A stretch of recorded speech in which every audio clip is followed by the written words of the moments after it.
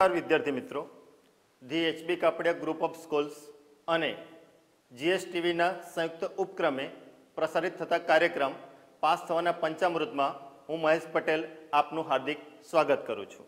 આજે વિદ્યાર્થી મિત્રો ધોરણ 10 સામાજિક વિજ્ઞાન વિષયની અંદર તમારી લગભગ 100% તૈયારી પૂરી થઈ ચૂકી હશે. છતાં પણ હજુ કેટલીક જગ્યાએ કંઈક એવા પ્રશ્નો અને કેટલાક એવા એમસીક્યુ છે કે જેમાં તમારે હજુ ધ્યાન રાખવાની ઘણી જરૂર છે. આપણે સૌપ્રથમ જોઈએ કે તમારું ધોરણ 10 સામાજિક વિજ્ઞાન વિષયની અંદરનું જે પ્રશ્નપત્ર છે બે ભાગમાં વિભક્ત હોય છે.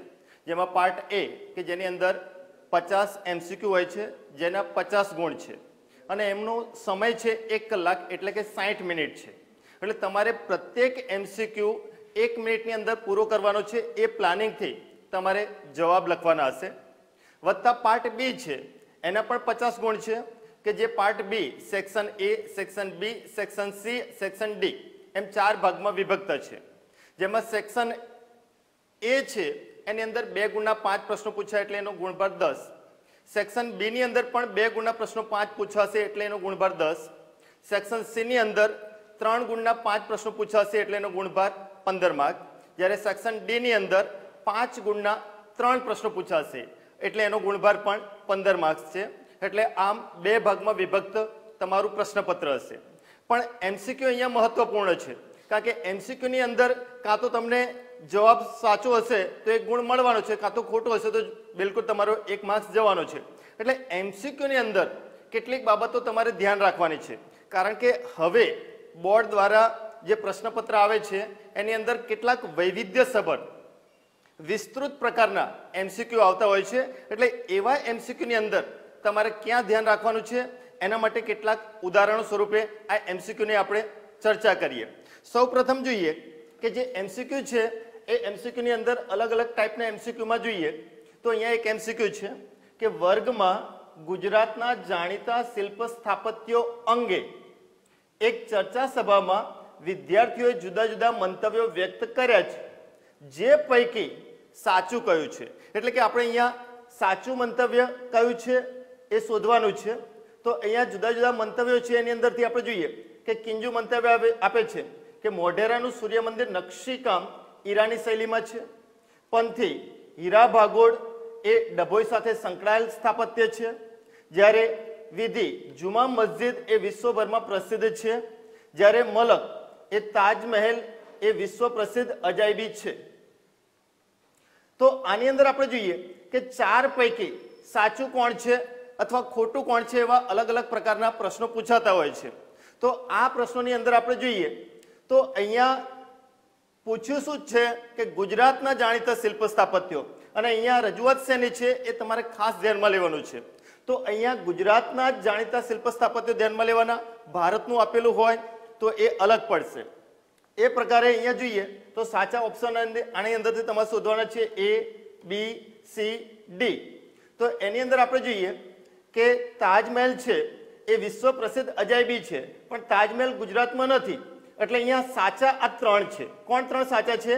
કિંજુ, પંથી અને વિધિ. આ 3 સાચા. એનું કારણ કે તાજમહેલ એ ગુજરાતનું જાણીતું શિલ્પ સ્થાપત્ય નથી, બાકીના 3 છે એ ગુજરાતના છે. તો આપણે ઓપ્શનની અંદર જોઈએ કે કયા ક્રમની અંદર કિંજુ, પંથી અને વિધિ આપેલા છે. તો અહીંયા આપણે જોઈએ કે કિંજુ, પંથી અને વિધિ. તો ઓપ્શન એ આપણો જવાબ આવશે. તો આ પ્રકારે ઘણા બધા એમસીક્યુ આ પ્રકારના હોઈ શકે. બીજો એમસીક્યુ જોઈએ આપણે કે વર્ગ શિક્ષકે ગુજરાતમાં પ્રવાસન પ્રવૃત્તિના વિકાસાર્થે પોસ્ટર સ્પર્ધાનું આયોજન કર્યું, જેમાં 4 પોસ્ટરો મંગાવવામાં આવ્યા, જે પૈકી 1 પોસ્ટર અયોગ્ય લાગ્યું.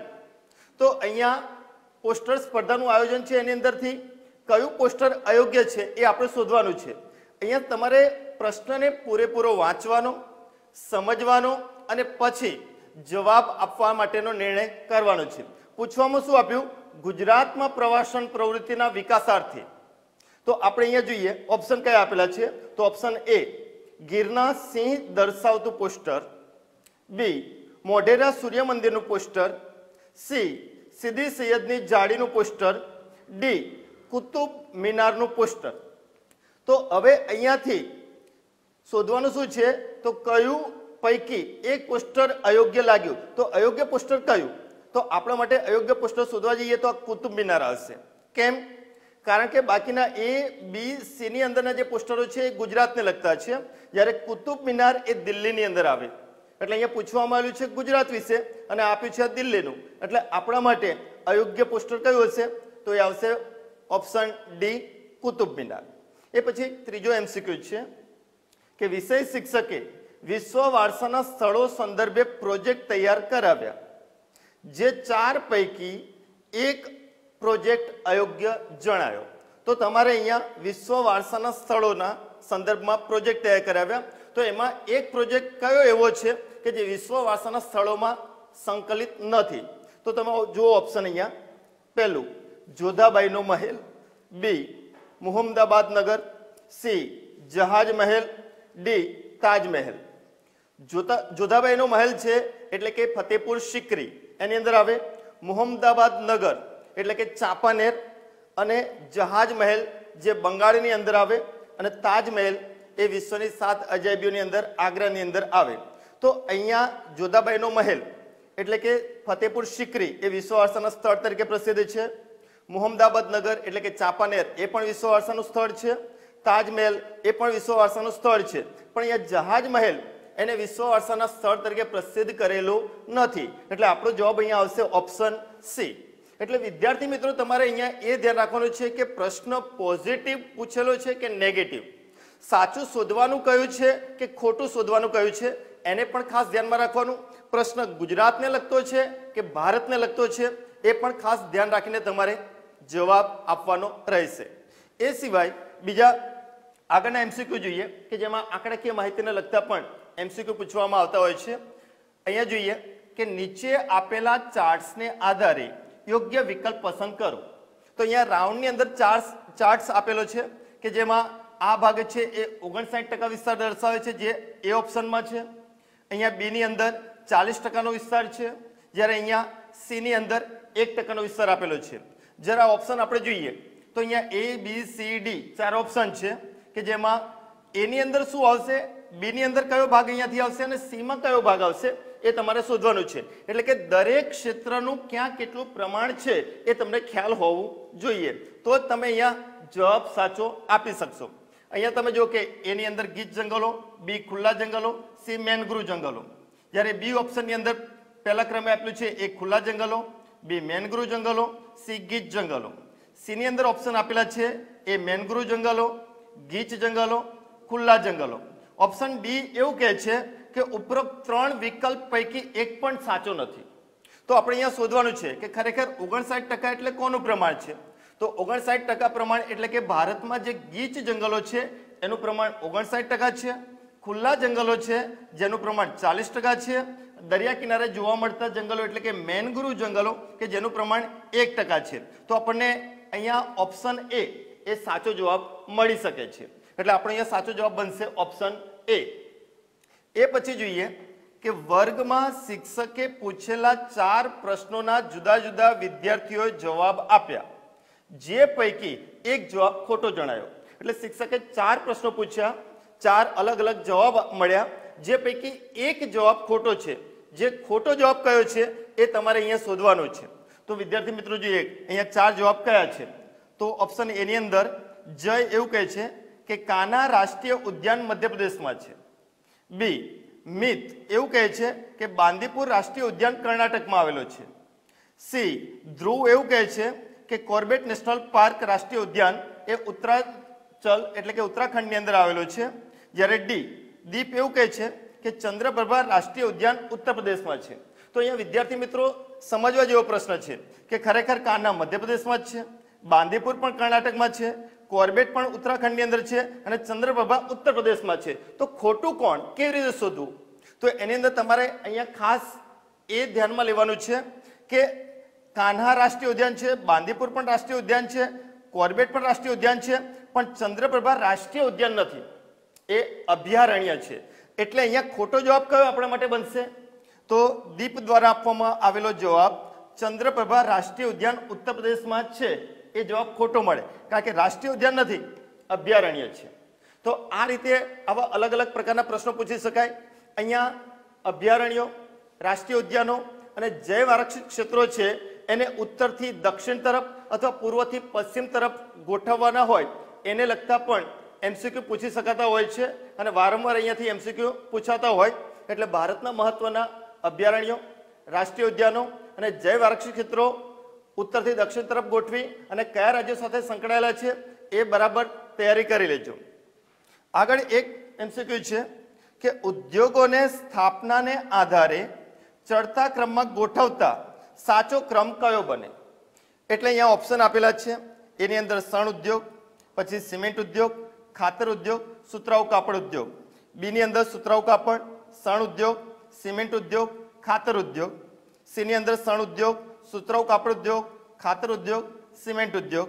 જ્યારે ડીની અંદર પણ ખાતર ઉદ્યોગ, સિમેન્ટ ઉદ્યોગ, સુતરાઉ કાપડ ઉદ્યોગ અને શણ ઉદ્યોગ. તમારે અહીંયા વિદ્યાર્થી મિત્રો ધ્યાનમાં શું લેવાનું છે કે કયા ઉદ્યોગની સ્થાપના કયા વર્ષે થઈ એ ધ્યાનમાં રાખી અને તમારે ઓપ્શન પસંદ કરવાના રહેશે. અને કહ્યું છે શું કે ચડતા ક્રમમાં ગોઠવવાના, એટલે પહેલેથી આધુનિકતા તરફ આવવાનું છે. એટલે એ પ્રમાણે આપણે જોઈએ તો ભારતની અંદર સુતરાઉ કાપડની શરૂઆત ક્યારે થઈ? તો ઈસવીસન 1854માં સુતરાઉ કાપડની શરૂઆત થઈ. પછી 1855ની અંદર શણ ઉદ્યોગની શરૂઆત થઈ. 1904માં સિમેન્ટ ઉદ્યોગ અને 1906માં રાસાયણિક ખાતર ઉદ્યોગની શરૂઆત થઈ. એટલે અહીંયા ચડતા ક્રમમાં ગોઠવીએ તો અહીંયા 1854, 1855, 1904 અને 1906. એટલે આપણા માટે જવાબ બનશે ઓપ્શન બી. અને એ પ્રકારે આ પ્રશ્નનો જવાબ આપી શકાય. એ રીતે 20મા પાઠની અંદર પણ તમે જો કે આ પ્રકારનો પ્રશ્ન પૂછીએ તો એની અંદર આપેલા છે વર્ષ કે જેની અંદર 1999ની અંદર મહિલા આયોગની રચના થઈ, 2001ની અંદર મહિલાઓ માટેની રાષ્ટ્રીય નીતિ, 2002ની અંદર મહિલા સશક્તિકરણ વર્ષ અને 2005 એ રાષ્ટ્રીય સાક્ષરતા વર્ષ તરીકે ઉજવાયું. તો એ બાબતોને પણ ચડતા કે ઉતરતા ક્રમમાં ગોઠવી શકાય એ પ્રકારના એમસીક્યુ આવતા હોય છે. એ પછી આગળ જોઈએ એમસીક્યુ સંદર્ભમાં જે એમસીક્યુ 50 તમારે પૂછાતા હોય છે, જે પૈકી 20 પ્રકારના એમસીક્યુ આવા વૈવિધ્યસભર એમસીક્યુ હશે જે સીધા સાદા નહીં હોય. આગળનો એમસીક્યુ જોઈએ કે નીચેના સ્થાપત્યોને તેના નિર્માણના કાળક્રમ મુજબ ગોઠવો. તો વિદ્યાર્થી મિત્રો તમારે અહીંયા જે સ્થાપત્યો ઓપ્શનમાં આપેલા છે એ દરેક સ્થાપત્યો કયા કાળ સમય દરમિયાન નિર્માણ પામેલા છે એ પહેલા ધ્યાનમાં લેવું પડશે. એ ધ્યાનમાં લીધા પછી એને કાળક્રમ મુજબ ગોઠવવાના છે.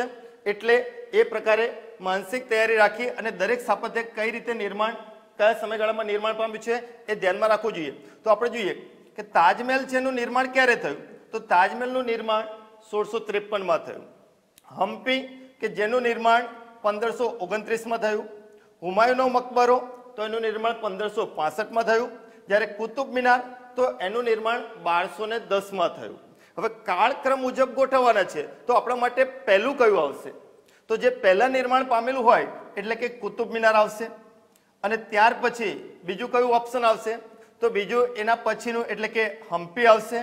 અને ત્યાર પછી તાજમહેલ, હુમાયુનો મકબરો 1565ની અંદર છેલ્લે આવે એટલે એ પ્રકારે આવશે. એટલે અહીંયા આપણા માટે ઓપ્શન બનશે 4, 2, 3, 1. એટલે પહેલા 4, પછી 2 કારણ કે 1529, અને ત્યાર પછી હુમાયુનો મકબરો 1565 અને તાજમહેલ એટલે 1653. તો એ પ્રમાણે 4, 2, 3, 1 આ પ્રમાણે જવાબ આવશે. આગળનું એક એમસીક્યુ છે માનવ વિકાસ અહેવાલ 2005 કે જે યુએનડીપી દ્વારા પ્રસિદ્ધ થયો, જેમાં વિશ્વના કેટલાક દેશના એચડીઆઈને ચડતા ક્રમમાં ગોઠવતા સાચો વિકલ્પ કયો બને? એટલે વિશ્વના કેટલાક દેશોના એચડીઆઈ નિર્ધારિત થયેલા છે. તો એ દેશોના એચડીઆઈને ધ્યાનમાં રાખી અહીંયા જે વિકલ્પો આપ્યા છે એને ચડતા ક્રમમાં ગોઠવવાના છે. તો અહીંયા દરેક દેશનો એચડીઆઈ ક્રમાંક 2005ની અંદર શું હતો એ પહેલા તમને ખ્યાલ હોવો જોઈએ. આપણે જોઈએ એનો ક્રમાંક કે પાકિસ્તાન છે એનો 2005માં એચડીઆઈ ક્રમાંક 177 દેશોમાંથી 135 હતો. શ્રીલંકાનો 93મો ક્રમ હતો. ચીનનો 85મો ક્રમ હતો. જ્યારે ભારતનો 127મો ક્રમ હતો. તો અહીંયા ચડતા ક્રમમાં ગોઠવવાના છે તો આપણા માટે પહેલા કોણ આવે? 85મા ક્રમે ચીન, પછી 93મા ક્રમે શ્રીલંકા, પછી 127મા ક્રમે ભારત અને પછી 135મા ક્રમે પાકિસ્તાન. તો આપણા માટે ઓપ્શન કયો સાચો બને કે પહેલા 3, 2, 4, 1. તો અહીંયા ઓપ્શન કયો એ પ્રકારે છે કે જેની અંદર 3, 2, 4, 1 આપેલા છે. તો પહેલો ઓપ્શન 3, 2, 4, 1. તો આ રીતે તમારે વિદ્યાર્થી મિત્રો જવાબને બરાબર સમજી વિચારી અને પછી લખવાનો છે. એ પછીનો એમસીક્યુ એક અલગ પ્રકારનો કે નીચેની 4 પ્રવૃત્તિ પૈકી કઈ પ્રવૃત્તિ આર્થિક પ્રવૃત્તિ છે. એટલે કે અહીંયા 4 પ્રવૃત્તિઓ આપી છે, એમાંથી તમારે શોધવાનું છે કે કઈ પ્રવૃત્તિ એ આર્થિક પ્રવૃત્તિ કહી શકાય અને કઈ પ્રવૃત્તિ બિન આર્થિક પ્રવૃત્તિ છે એ પણ ધ્યાનમાં રાખવાનું છે. 4 પ્રવૃત્તિ આપણે જોઈએ કે પી છે, એની અંદર મનુભાઈ ખેતરમાં ટ્રેક્ટર ચલાવે છે. પછી ક્યુ કે જેમાં યશવી ગૌરી વ્રત નિમિત્તે ફૂલો વીણે છે. પછી આર કે જેમાં સચિન પાકિસ્તાન સામે ક્રિકેટ મેચ રમે છે. અને એસ એટલે કે મિત વિમાનમાં બેસી યુએસ જાય છે. તો આ 4 પૈકી કઈ પ્રવૃત્તિ આર્થિક પ્રવૃત્તિ કહી શકાય અને કઈ પ્રવૃત્તિ આર્થિક પ્રવૃત્તિ નથી, એના અનુસંધાનમાં ઓપ્શન આપેલા છે. એ કે જેની અંદર પી, ક્યુ અને આર માત્ર આર્થિક પ્રવૃત્તિ છે. બી ઓપ્શન એવું કહે છે કે આર અને એસ આર્થિક પ્રવૃત્તિ છે. સી ઓપ્શન એવું કહે છે કે પી, આર અને એસ આર્થિક પ્રવૃત્તિ છે. જ્યારે ડી એવું કહે છે પી અને ક્યુ આર્થિક પ્રવૃત્તિ છે. તો આપણે અહીંયા શોધવાનું છે કે આર્થિક પ્રવૃત્તિ કોને કહી શકાય, એની સંકલ્પના એ તમને પૂરેપૂરી ખ્યાલ હશે તો જ તમે આ પ્રશ્નનો જવાબ આપી શકો. મનુભાઈ ખેતરમાં ટ્રેક્ટર ચલાવે એટલે આર્થિક પ્રવૃત્તિ થઈ કહી શકાય. યશવી ગૌરી વ્રત નિમિત્તે ફૂલો વીણે છે એટલે અહીંયા કોઈ આવક મળતી નથી અથવા કોઈ ખર્ચ થતું નથી, એટલે અહીંયા યશવી ગૌરી વ્રત નિમિત્તે ફૂલો વીણે છે એ આર્થિક પ્રવૃત્તિ નથી. આગળ જોઈએ, સચિન પાકિસ્તાન સામે ક્રિકેટ રમે છે.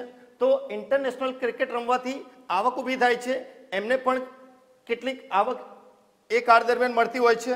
એ જ રીતે મિત વિમાનમાં બેસી યુએસમાં જાય છે. તો અહીંયા એ પોતે નાણું ખર્ચ કરીને સેવા મેળવે છે એટલે એ પણ આર્થિક પ્રવૃત્તિ છે.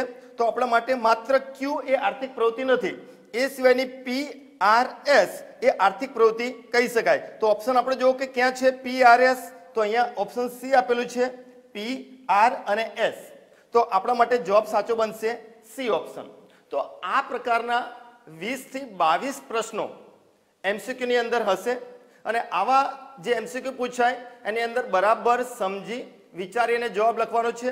કેટલાક એમસીક્યુ જોડકા સ્વરૂપના પણ હોય છે કે જેની અંદર વિભાગ આપેલા હોય એ અને બી, તો એને સામસામે જોડકા જોડી અને તમારે વિકલ્પ પસંદ કરવાનો હોય છે. એમાંથી કદાચ જો 2 જોડનો ખ્યાલ આવી જાય તો એને આધારે પણ સાચો જવાબ તમે શોધી શકો છો. એ જ રીતે અહીંયા ઉત્તરથી દક્ષિણ, પૂર્વથી પશ્ચિમ તરફ પૂછી શકાય એવા કયા ચેપ્ટરના પ્રશ્નો છે. તો એમાં આપણે જોઈએ કે વિશ્વ વારસાના સ્થળો છે. એ ઉપરાંત 9મા પાઠની અંદરના પોઈન્ટ અભયારણ્યો, રાષ્ટ્રીય ઉદ્યાનો અને જૈવ આરક્ષિત ક્ષેત્રો. 11મા પાઠની અંદર નદીઓને ઉત્તરથી દક્ષિણ કે પૂર્વથી પશ્ચિમ તરફ ગોઠવવા માટેના પ્રશ્નો આવી શકે. તો આ રીતે વિદ્યાર્થી મિત્રો એમસીક્યુ છે એને બરાબર સમજી વિચારીને જવાબ લખો, કારણ કે જવાબ તમે એકવાર લખ્યા પછી એને સુધારી શકવાના નથી. એટલે આ રીતે એમસીક્યુ ની અંદર તમે ધ્યાન રાખશો. એ સિવાય વિદ્યાર્થી મિત્રો એક કૌશલ્યને લગતો એક 5 ગુણનો પ્રશ્ન પૂછાતો હોય છે અને એ 5 ગુણનો પ્રશ્ન એટલે નકશા પૂર્તિ, કે જેમાં 5 માંથી 5 પૂરેપૂરા માર્ક્સ મેળવી શકાય છે અને ઓછા સમયની અંદર આ 5 માર્ક્સ મેળવી શકાય છે. પણ નકશા પૂર્તિની અંદર કઈ બાબત તમે ધ્યાનમાં રાખશો? તો તમારે પહેલા એ ધ્યાનમાં લેવાનું છે કે કયા પ્રકરણમાંથી નકશા પૂર્તિમાં વિગતો પૂછાતી હોય.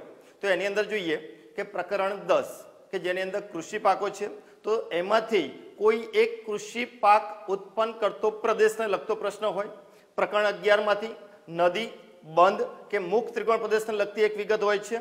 એ ઉપરાંત પ્રકરણ 12 ની અંદર જોઈએ તો જે મહત્વની ખનિજો છે તો એ મહત્વની ખનિજોમાંથી કોઈ એક ખનિજ ઉત્પાદક પ્રદેશ પૂછાતો હોય છે.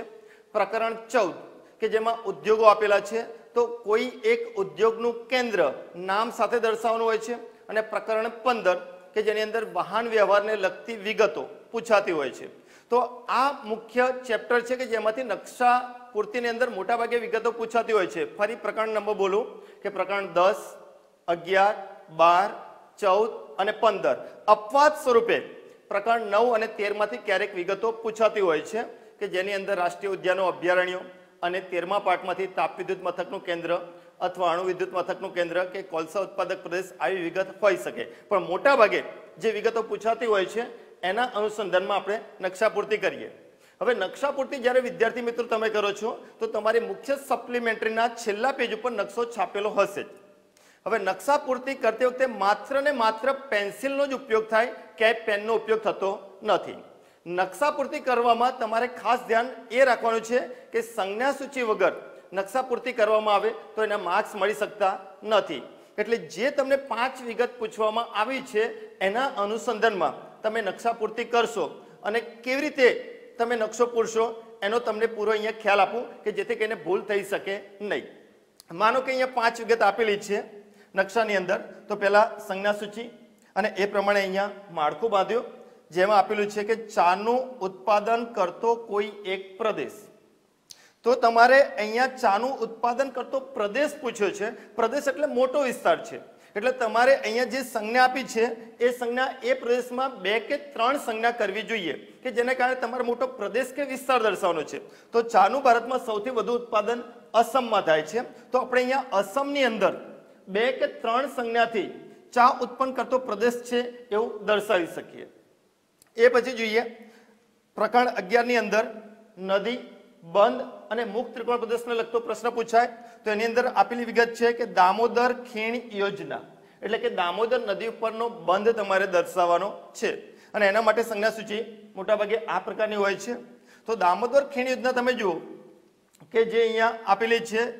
તો દામોદર ખીણ યોજના છે તો એની અંદર બંધ પરફેક્ટ જગ્યાએ તમારે દર્શાવવાનો છે. થોડો આગો પાછો ગમે તે દર્શાવો એમ ચાલી શકે નહીં, કારણ કે જે વિસ્તાર કે જે રાજ્યની અંદર બંધ આવેલો છે એ જ રાજ્યની અંદર બંધ દર્શાવવો જરૂરી છે.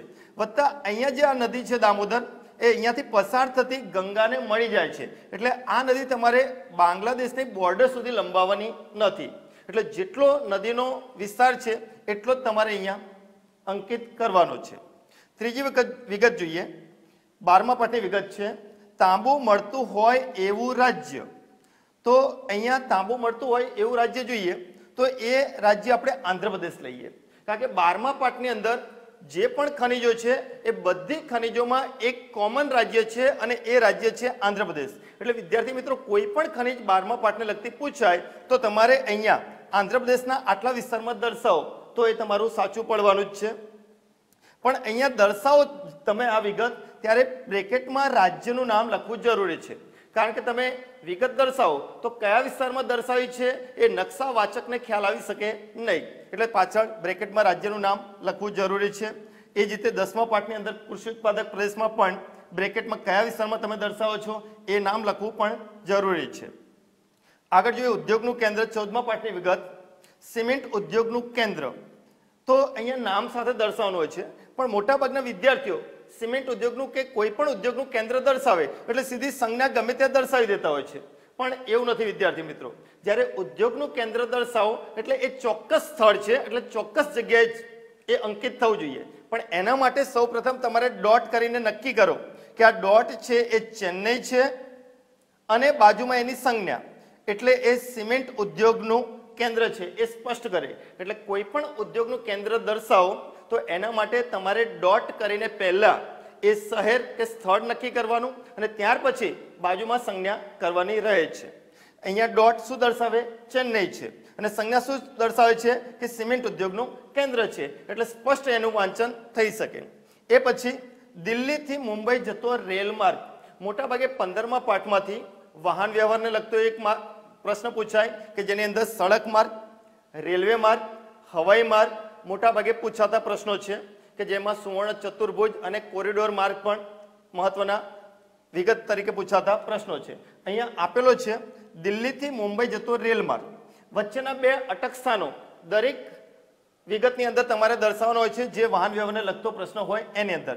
તો દિલ્હીથી મુંબઈને લગતો માર્ગ છે તો અહીંયા આપેલું છે દિલ્હી અને અહીંયા છે મુંબઈ, પણ વચ્ચેના અટક સ્થાન એટલે તમે સીધી લીટી દોરી દેશો એ ચાલશે નહીં. જે પ્રમાણે જે રાજ્યોમાંથી રેલવે પસાર થાય એ પ્રમાણે એના વળાંક આપવા પડશે અને એ રીતે નકશા પૂર્તિ તમે કરશો તો સાચો માર્ક્સ મળશે તમને. તો આ રીતે વિદ્યાર્થી મિત્રો કૌશલ્યને લગતો પ્રશ્ન નકશા પૂર્તિમાં પણ પૂરેપૂરા માર્ક્સ મળી શકે, એટલે જે પ્રકારે મેં સમજાવ્યું એને ધ્યાનમાં રાખીને નકશા પૂર્તિ કરશો. હવે પછી આપણે આગળના એપિસોડમાં પ્રકરણ મુજબ જે મહત્વના ઇમ્પોર્ટન્ટ પ્રશ્નો છે વત્તા કયા પ્રશ્નોમાં તમારે ધ્યાન રાખવાનું છે એની ચર્ચા કરીશું. એ સાથે